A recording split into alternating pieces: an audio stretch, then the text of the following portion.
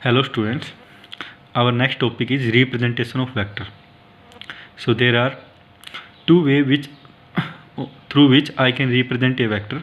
One is graphical representation, another one is mathematical representation. तो दो तरह से मैं किसी भी वेक्टर को रिप्रेजेंट कर सकता हूँ. एक तो होता है हमारा ग्राफिकल रिप्रेजेंटेशन कि ग्राफ की फॉर्म में किसी वेक्टर को रिप्रेजेंट करूँ. एक होता है मैथमेटिकल रिप्रेजेंटेशन. तो किसी मैथमेटिकल इक्वेशन के थ्रू मैं किसी भी वेक्टर को रिप्रेजेंट करूँ. तो ये जो मैथमेटिकल रिप्रेजेंटेशन है इसको हम बाद में देखेंगे. सबसे पहले हम देखने वाले हैं ग्राफिकल रिप्रेजेंटेशन को. ठीक है. तो सपोज कर लो कि कोई वेक्टर ए है, उसको मेरे को ग्राफिकली रिप्रेजेंट करना है. तो graphical representation of a vector A that we are going to see now. तो यहाँ पे आपने देखा होगा कि मैंने ये जो वेक्टर ए है इसके ऊपर एक एरो लिखी हुई है. तो ये क्या बताता है, ये नोटेशन है वेक्टर की. तो ये क्या है, जैसे ए है इसके ऊपर कोई वेक्टर है तो ये क्या रिप्रेजेंट कर रहा है, आपकी नोटेशन. नोटेशन का मतलब क्या हो गया कि अगर किसी ए है इसके ऊपर मैंने ये छोटा सा एरो लगा दिया तो ये क्या मतलब हो गया कि ये क्या रिप्रेजेंट कर रहा है, ये एक वेक्टर रिप्रेजेंट कर रहा है. सिमिलरली सपोज कर लो कि बी है, उसके ऊपर भी मैंने स्मॉल एरो रिप्रेजेंट कर लिख दिया, स्मॉल एरो का चिन्ह उसके ऊपर लगा दिया. तो इसका मतलब क्या हो गया, बी क्या बन गया, मेरा वेक्टर बन गया. ठीक है. तो अभी आपको ए वेक्टर को रिप्रेजेंट करना है ग्राफिकली. तो आपको पता है कोई भी वेक्टर होता है तो उसके अंदर उसको हम डिफाइन कर सकते हैं दो चीज़ों से. एक तो उसके मैग्नीट्यूड से, दूसरा उसकी डायरेक्शन से. तो ये दो चीज़ें अगर डिफाइन होगी तो वेक्टर कंप्लीटली डिफाइन हो जाता है. तो हमको एक तो मैग्नीट्यूड चाहिए होगा कि हम एक तो उसके मैग्नीट्यूड को दिखा पाएँ किसी तरह से, दूसरा उसकी डायरेक्शन को दिखा पाएँ. ठीक है. तो हम उस वेक्टर को रिप्रेजेंट कर पाएंगे. ठीक है. तो ये दोनों चीज़ें हम किसकी हेल्प से दिखाते हैं ग्राफिकल फॉर्म में. तो graphically A vector is represented by an arrow. ठीक है. तो एक एरो की हेल्प से हम मैग्नीट्यूड और डायरेक्शन को दिखाएंगे. तो जैसे कि यहाँ पे मैंने एक डायग्राम बनाया हुआ है. तो ये तो मेरी होगी ईस्टवार्ड डायरेक्शन, ये होगी मेरी वेस्टवार्ड डायरेक्शन, ये होगी मेरी नॉर्थवार्ड डायरेक्शन, ये हो गया कुछ साउथवार्ड डायरेक्शन. ठीक है. और यहाँ पे मैंने एक एरो खींच दिया इस तरह, इस लंबाई का कुछ एरो खींच दिया जो इस डायरेक्शन, इस पर्टिकुलर डायरेक्शन में जा रहा है. ठीक है. और ये है मेरा वेक्टर ए. ठीक है. तो अभी मैंने आपको क्या बताया था कि ए वेक्टर को मैं कैसे रिप्रेजेंट करूँगा कि एक तो इसकी कोई पर्टिकुलर मैग्नीट्यूड होगा, एक कुछ पर्टिकुलर डायरेक्शन होगी. तो यहाँ पे जो मैंने ये एरो खींचा तो इसकी जो लेंथ है ना, लेंथ ऑफ दिस एरो, ये तो क्या बता रहा है, ये तो बता रहा है इसका मैग्नीट्यूड. अगर लेंथ लंबी हुई तो इसका मतलब इस मैग्नीट्यूड इसका वेक्टर ए का ज़्यादा है. अगर इसकी लेंथ इसकी छोटी हुई तो इसका मतलब क्या हुआ, इस वेक्टर की का जो मैग्नीट्यूड है वो स्मॉल है. तो length of this vector, sorry the length of this arrow is representing the magnitude. दूसरा क्या है, डायरेक्शन. तो डायरेक्शन कहाँ से है, ये वेक्टर यहाँ से स्टार्ट हुआ और ये वेक्टर यहाँ तक जा रहा है. तो जो एरो रिप्रेजेंट कर रहा है ये वेक्टर, ये क्या रिप्रेजेंट कर रहा है कि मेरा जो वेक्टर ए है वो इस डायरेक्शन में जा रहा है. ठीक है. तो ये पर्टिकुलर एक डायरेक्शन होगी इसकी कि ये इस डायरेक्शन के अंदर जा रहा है. तो इसका मतलब ये इसकी डायरेक्शन भी मेरी डिफाइन हो गई. तो this is how I can define a vector. तो एक तो क्या करना पड़ेगा आपको, जो डिफाइन कर किसी भी वेक्टर ए को डिफाइन करने के लिए एक तो उसकी लेंथ होगी एरो की. ठीक है. जो लेंथ ऑफ एरो क्या बताएगा, आपका मैग्नीट्यूड. और डायरेक्शन होगी कुछ एरो की कि ये इस डायरेक्शन में जा रहा है या ईस्टवार्ड डायरेक्शन में जा रहा है या नॉर्थवार्ड डायरेक्शन में जा रहा है या वेस्टवार्ड डायरेक्शन में जा रहा है. किसी भी डायरेक्शन में जा सकता है. वो किसके ऊपर डिपेंड करेगा कि जो मेरा वेक्टर है वो किस डायरेक्शन में जा रहा है. तो सपोज कर लो कि जो वेक्टर मेरा ए है वो इस डायरेक्शन में जा रहा है.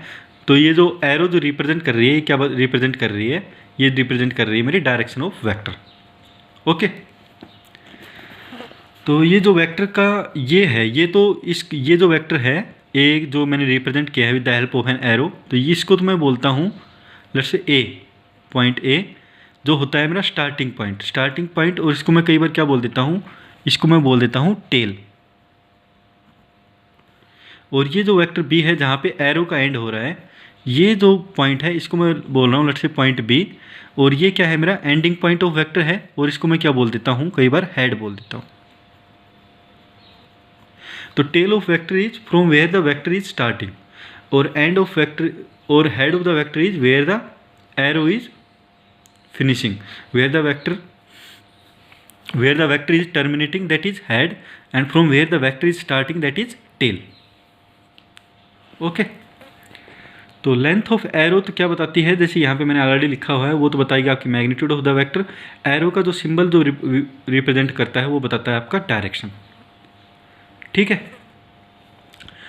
तो सपोज कर लो कि यहाँ पे ही आपको एक और जैसे मैं क्वेश्चन पूछ रहा हूँ कि आपको 10 न्यूटन फोर्स है वो ईस्टवार्ड डायरेक्शन के अंदर लग रहा है, तो आप कैसे रिप्रेजेंट करोगे। तो आपको पता है कि ईस्टवार्ड डायरेक्शन में लग रहा है, तो मेरी जो ये जो वाली एरो थी ये तो हो जाएगी मेरी इस डायरेक्शन में, ईस्टवार्ड डायरेक्शन में। ठीक है, तो ये तो होगी मेरी एरो, ये ईस्टवार्ड डायरेक्शन में लग रही है। और जो लेंथ होगी जो वेक्टर की वो कितनी होगी, वो 10 यूनिट होगी। सपोज कर लो कि 1 यूनिट लेंथ है वो बता रही है आपकी 1 न्यूटन फोर्स बता रही है, तो लेंथ ऑफ एरो तो कितनी आ जाएगी आपकी 10 यूनिट, और एरो की डायरेक्शन क्या हो जाएगी eastward. Okay, this is how I can represent 10 newton force which is acting in the eastward direction. ठीक है, तो अभी एक क्वेश्चन आपको दिया हुआ है, आपको ये यहाँ पे क्या क्वेश्चन क्या है आपका, a particle is moving with a velocity of 10 metre per second in 30 degree east of north direction, 30 degree east of north, represent it graphically. तो ये कोई वेलोसिटी है, वेलोसिटी मैंने आपको बताया है ये ऑलरेडी क्या होती है, एक वेक्टर क्वांटिटी होती है, और इसकी डायरेक्ट इसका जो मैग्नीट्यूड है वो दिया हुआ आपको 10 मीटर पर सेकेंड इसका मैग्नीट्यूड है, और इसकी जो डायरेक्शन दी हुई है वो आपको दी हुई है 30 डिग्री ईस्ट ऑफ नॉर्थ। तो आपको डायरेक्शन भी दी हुई है, आपको ग्राफिकली इसको रिप्रेजेंट करना है। तो आपको पता है कि with the help of arrow I am going to represent it. तो सबसे पहले तो इसका मैग्नीट्यूड क्या होगा, तो एरो का जो मैग्नीट्यूड होगा, सपोज कर लो कि आपको तो यहाँ पे तो लेंथ ही लेनी है, क्योंकि आपको पता है एरो की क्या होती है, लेंथ ही होती है। तो 10 मीटर पर सेकंड आपको वेलोसिटी को रिप्रेजेंट करना है। तो सपोज कर लो कि मैं 2 मीटर पर सेकंड की 1 यूनिट ले रहा हूँ, 2 मीटर पर सेकंड की 1 यूनिट लेंथ के बराबर ले रहा हूँ। ठीक है, तो आपको 10 मीटर पर सेकंड रिप्रेजेंट करना है, तो आपको कितनी लेंथ लेनी पड़ेगी, आपको 5 यूनिट लेंथ लेनी पड़ेगी। ठीक है, तो आपका जो वेक्टर की जो लंबाई होगी, जो लेंथ होगी एरो की, वो तो आपको पता चल गई, वो कितनी होगी आपकी 10 मीटर पर सेकंड मेरे को रिप्रेजेंट करना है, तो वो हो जाएगी आपकी 5 यूनिट हो जाएगी। ठीक है, दूसरा क्या पता होना चाहिए आपको, डायरेक्शन पता होना चाहिए। तो डायरेक्शन इसने ऑलरेडी दी हुई है, क्या है, direction of velocity 30 degree east of north. तो ये तो मेरा नॉर्थ हो गया डायरेक्शन, ईस्ट ऑफ नॉर्थ, तो इसका मतलब मैं इस डायरेक्शन में जा रहा हूँ नॉर्थ से, तो इस तरह से मैं चल रहा हूँ, तो 30 डिग्री कितना हो जाएगा, ये इस तरह से आ जाएगा इस डायरेक्शन में। ठीक है, तो सपोज कर लो कि जो मैं वेक्टर की जो लेंथ है मैं ओरिजिन से बना रहा हूँ, यहाँ से मैं वेक्टर स्टार्ट किया और इस साइड से मैं बना रहा हूँ इस तरह से, तो लेंथ ऑफ जो एरो होगी वो कितनी होगी, यहाँ पे मेरी 5 यूनिट होगी। तो लेंथ ऑफ दिस एरो ये तो मैंने बना दिया, ये है मेरी 5 यूनिट, और जो एंगल जो है वो है मेरा 30 डिग्री। ठीक है, ये मेरा स्टार्टिंग पॉइंट हो गया ओ, और ये हो गया मेरा ending point, let's say B. ठीक है, तो ये मेरा रिप्रेजेंटेशन हो गया वेलोसिटी का। I hope it is clear. Thank you.